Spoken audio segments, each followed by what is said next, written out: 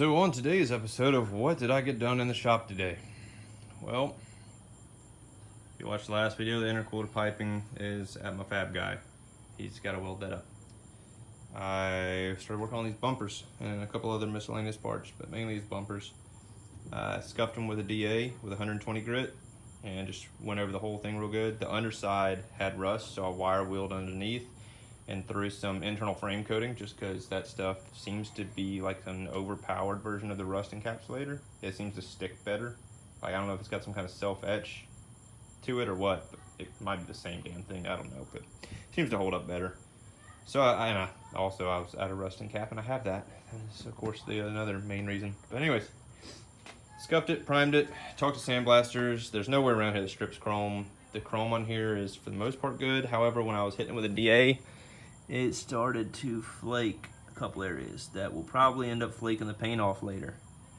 But when that time comes, I'll just touch up with rattle can probably. I'll get some of that Magic Tractor rattle can, should be the same exact color, and just pss, pss, done. Anyways, so this is Magic from Tractor Supply, sandable primer, because the sandblast guys said that I need to prime the etched chrome first, so it's this. Reduced it, sprayed it out of the gun, 1.8 tip. It, even at that, reduced correctly at the right amount, and spraying it with a 1.8, it still wanted to kind of sputter a little bit, but it seemed to lay out all right. It says you have to wait like 24 hours before top coating, 12 hours for it to dry before you can do anything with it. So I'll check it tomorrow, see what it looks like, maybe scuff out a couple areas or smooth out some areas if it needs it. The next day I'll probably mix this with some reducer and some catalyst. Hopefully that catalyst makes it a little bit more resilient to rock chips and whatnot, and it'll act like Pour 15 and get hard. And top coat black. And those will be done. So on to the other thing I did was, these are my reverse lights. Sandblasted. These are the old lenses, so don't freak out. The sandblast them to scuff them, wipe them down, Cerakoted. Front park lights, same thing, and the backing. So I just went ahead and did them all black with Cerakote. Another thing, got my latches in, and this side, obviously, closed all the way. And look at it, it opens and closes. Slight stick, but opens and closes. And my lock goes up and down without having to fight it. So these handles, if you recall, were also Cerakoted, so hopefully the stuff I'll paint over there, the lights will end up looking like this nice matte finish. Anyways, so the passenger side works like a champ. Driver's side shuts once to stick to where I have to snatch it open. Don't know why. Compared the strikes, because I found my old ones, they were in the car, like I think I said in another video. Black floor, black strikes, they were blending, couldn't see them, thought I trashed them. Luckily I wasn't an idiot and tossed them in the car when I pulled them off. So worst case, I can swap the strike out and it'll go back to smooth opening. I put a mic on them, or caliper on them, and they're the same dimensions. The only difference is the old strike has like a little, this piece around here is split on the back, and it has some spring to it where it can actually kind of, it fits together like a groove, kind of like that, whatever, and it can squeeze together, so it can kind of, I don't know, it's hard to represent, but they can overlap and kind of spring shut smaller. It's the only thing I can tell different, but I'm thinking maybe these will wear away some over time and start to get easier. Not sure. I might talk to some other guys and see what they know about them, see if he has any ideas. I got a couple friends that fool around with old cars and maybe they have some input. Maybe they've dealt with something similar. But like I said, I've got the old ones still. If I need to swap them, I can, or I can just deal with this, this, having to snatch it open. Just make sure every time I open my door, I always manhandle it so I don't look like a little wimp trying to open my door. Always make fun of Chevy owners for their doors not shutting, having to slam them, and always give my friends hell because they always slam my car doors, because my Focus RS and this Mustang have always had just easy, smooth shutting doors and opening. But of course now it wants to give me trouble. So worst case, I can swap the strikes back and it'll go back to smooth operation until I can figure the other out. But yeah, these valences, I still don't know how to pronounce that. I think it's valences. The back side is rust encapsulator. The front will be epoxy. The back I didn't completely strip down, and it still had coating, so I just more or less etched it, scuffed it, and threw that on there. It still had like red oxide primer on the back sides.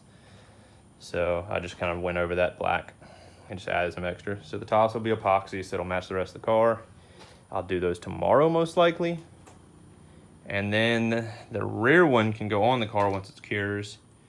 And hopefully I'll have the bumper painted around that time too, so I can mount the rear bumper as well. And the back end of the car will be finished, other than just wiring up the reverse lights, because the tail lights are wired. The reverse lights are just, it's a matter of running one wire to both of these lights. Done. So I've got the relay hooked up.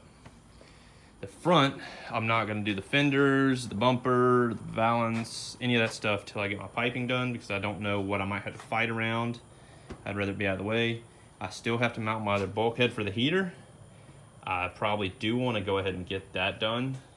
It's actually in this box. I have a big 4 one like that. It's got the AC. I also bought a single 2. They sell split versions. Like they sell just the heater pair and then they sell just the AC pair. And the reason I did that is because I don't know where I'm gonna need to run my AC lines. I can go ahead and drill my 2 holes for the heater one, and I can place it out to where I could, it's like say I put it up here, I could have just the 2 holes for the heater.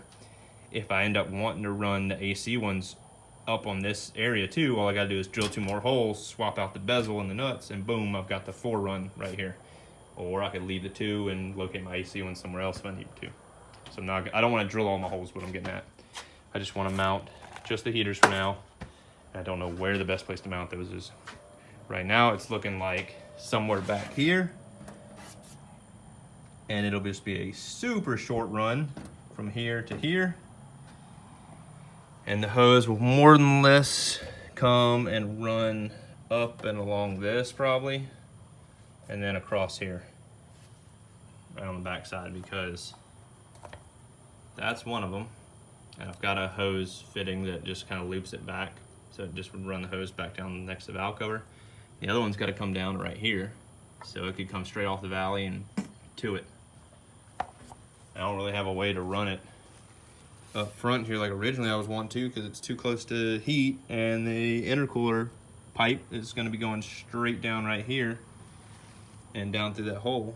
So like the only place I would really have to run it is up high, and then it's gonna cross over the top of the turbo and look like trash. I don't know. There's no way to really cross it because all this stuff is hot. I'd have to put insulated stuff on it like this to keep the heat away. So I don't know. I'll try to figure out where I can mount it still. I think I've got all the stuff to do that. I might have to order a bigger hose, because I think this water pump actually uses a different size fitting for this versus this. This one I think is one size up. I just don't recall what it is. It's 10 AN fittings for everything. But this I was thinking was 3/4 instead of 5/8. So I might have to go up a size of hose and then use a reducer fitting to mount to these. So that one line will be bigger than the other one. But all right, I'm done talking. I'll bring it back to another video whenever I have these painted. Maybe the valance is done. Hopefully the back end finished. One last thing is an annoyance. The glass trim, I believe, is polished stainless. You know, the trim of the actual window, the top that's shiny. I de-chromed all the stuff from the car, so I scuffed that and I epoxied it. Well, when I taped off that area to buff the glass and tint the windows, the tape pulled the epoxy off. So the epoxy did not want to stick to that scuffed stainless at all, and all wax and grease removed it and everything. You could literally see the grooves in the epoxy where it pulled it away. So I don't know, I'm gonna try to Cerakote it. Maybe the Cerakote will stick better. If it doesn't, it's getting primed and rattle canned with some self-etch. If as a last resort, or I'll leave it just plain metal, just kind of scuffed looking or brushed stainless, and it'll stay that color, and it'll just be a match for the dash, more or less. So I don't know if anybody has any input on, or ever had that issue, input of what I need to do there. epoxy as a primer. I wouldn't think, and it's supposed to be a direct to metal primer. I'm pretty sure those are stainless, so I don't see the issue. I mean, they were definitely scuffed. They weren't shiny anymore. I hit them with a 120 grit die grinder, so they were scuffed out the ass. All right, anyways, thanks for watching, guys. I'm spent. Later.